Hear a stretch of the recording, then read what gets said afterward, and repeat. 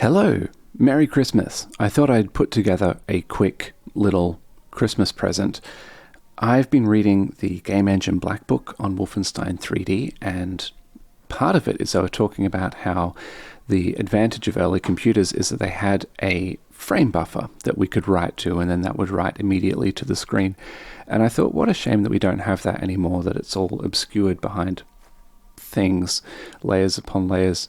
So I really just repurposed some of my old ray tracing code, and this is a minimalist system where you can write your own functions to do software rendering, but it's accelerated by OpenGL.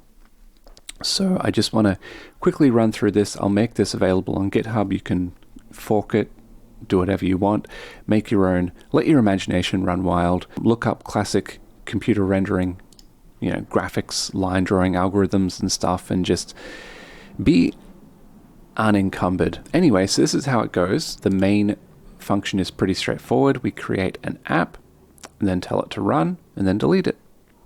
Now, if we go to the app, we have various options. So I've just given a few little software snippets.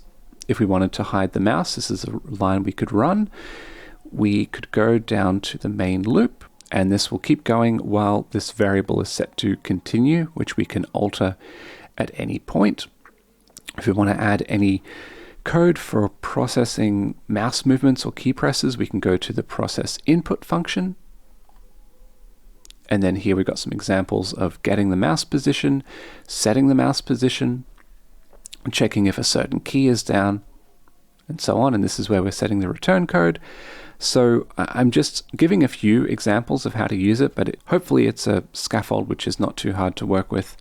We can write our own update logic here, and then at the moment we have this renderer object. All we need to do is tell it to render, but we can dive into this as well. So then if we go to the renderer, at the moment, we don't need to worry about this stuff up here. We can write our own functions to draw things. So at the moment, we can clear the screen. We can draw vertical lines. This is an example. We can set an individual pixel. So I want to make this so that you can get your claws in if you're a beginner or a hobbyist and start writing your own functions. As you can see, all we need to do, if you're not sure about how to access an individual pixel, this is the line. It gives us the address to reference. So we can do heaps of things with this. One example is if we run this at the moment, the Visual Studio file will be provided as well, the project file. So you just need to double click and open in.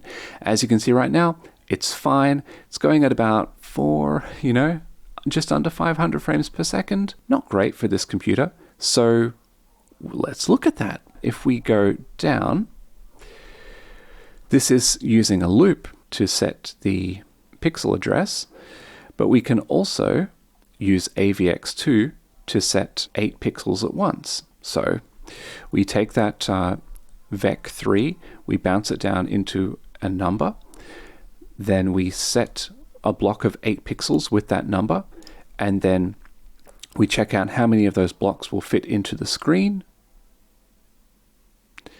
We cast the array of screen data down into an array of blocks, and then we simply loop through setting 8 blocks at a time, and then right at the end we set any individual blocks which weren't covered, any individual pixels.